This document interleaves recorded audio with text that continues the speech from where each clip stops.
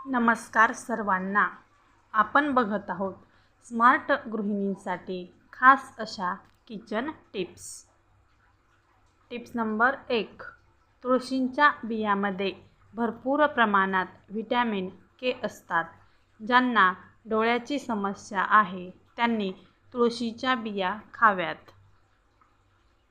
Number 2. डोके दुखणे, चक्कर येणे, अंधुक दिसणे हे लोहाच्या कमतरतेचे लक्षण आहे. म्हणून लोखंडी कढईमध्ये जेवण बनवावे. नंबर 3. घशात जळजळ होत असेल तर टरबूज खावे, जळजळ कमी होते. नंबर 4. मानेची त्वचा जास्त काळपट झाली असेल तर बेसन पीठ, लिंबाचा रस एकत्र करून मानेवर लावून हलक्या हाताने मालिश करून स्वच्छ धुवून काढा. असे हप्त्यातून 2-3 वेळेस केल्यास काळपटपणा कमी होतो. नंबर 5. लिंबाच्या साली फेकून न देता एका डब्यात भरून फ्रीजमध्ये ठेवा आणि या साठवलेल्या सालींना मीठ लावून भांडी घासल्यास घरातील तांब्या पितळीची भांडी छान निघतात. भांड्यांना छान चकाकी येते. नंबर 6. जिरे खराब होऊ नये म्हणून जिऱ्याच्या डब्यात 5 ते 6 इलायची टाकून ठेवल्यास जिरे खराब होत नाहीत व किडेही लागत नाहीत. नंबर 7. दही जास्त आंबट होऊ नये म्हणून त्यासाठी दह्याच्या डब्यात खोबऱ्याचा एक तुकडा टाकून ठेवला असता दही जास्त आंबट होत नाही. नंबर 8. बऱ्याच वेळा काय होते की मिक्सरचे भांडे स्वच्छ केले तरी ब्लेडच्या खाली खरकटे राहते. अशा वेळेला मिक्सरच्या भांड्यामध्ये भांडे घासायचे लिक्विड आणि पाणी टाकून मिक्सरला फिरवून घ्यावे. त्यामुळे मिक्सरचे भांडे स्वच्छ होते. नंबर 9. अगरबत्तीला पाण्यामध्ये बुडवून पेटवल्यास जास्त वास येतो आणि अगरबत्ती जास्त वेळ टिकते. नंबर 10.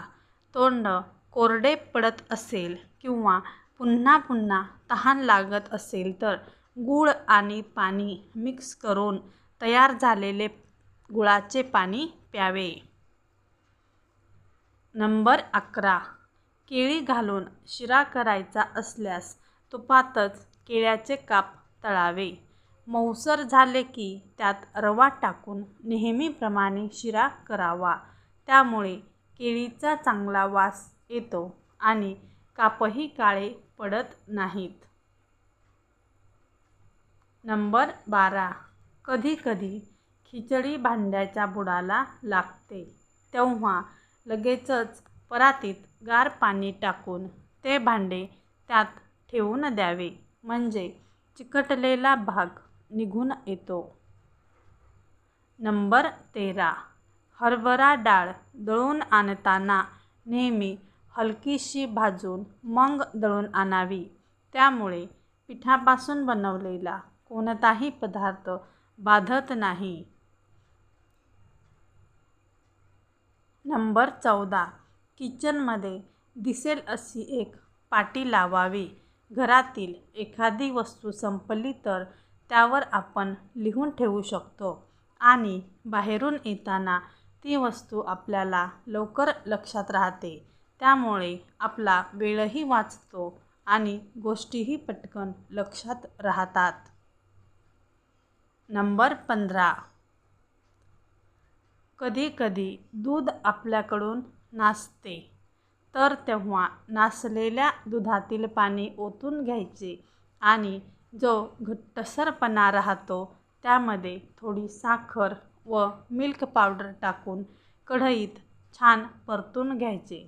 थोडे घट्टसर झाले की त्याला एका ताटलीमध्ये थापावे. चांगली मलईदार बर्फी तयार होते. नंबर 16. नासलेल्या दुधाचा चोथा व साखर त्यामध्ये थोडी दूध पावडर टाकून थोडे परतावून मिक्सरला फिरवून त्यात थोडी वेलची पावडर टाकून घ्यावी व नंतर त्या मिश्रणाचे आपण छान पेढे बनवू शकतो. खायलाही खूप छान लागतात. नंबर 17. बरेच वेळा कापूर डब्बीतून उडून जातो व लवकर संपतो. दरवेळेस नवीन आणावा लागतो. म्हणून थोडे तांदूळ टाकून ठेवले तर कापूर बरेच दिवस चांगला राहतो. नंबर 18. केळी 4-5 दिवस चांगली राहण्यासाठी आपण एखाद्या सुती कापडामध्ये गुंडाळून फ्रीजमध्ये ठेवली तरीही चालते. दिसायला वरून जरी काळी दिसली तरी आत छान राहतात. नंबर 19. हिरव्या मिरच्या विकत घेताना बरोबर थोड्या तिखट मिरच्याही घ्याव्यात, कारण कधीकधी मोठ्या मिरच्या जास्त तिखट नसतात तेव्हा आपला अंदाज चुकतो. मग त्या तिखट मिरच्या कामाला येतात.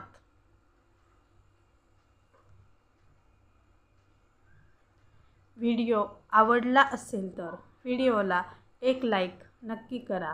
आपल्या चॅनलवर असेच नवनवीन व्हिडिओ पाहण्यासाठी चॅनलला सबस्क्राईब करून ठेवा. व्हिडिओ शेवटपर्यंत पाहिल्याबद्दल धन्यवाद.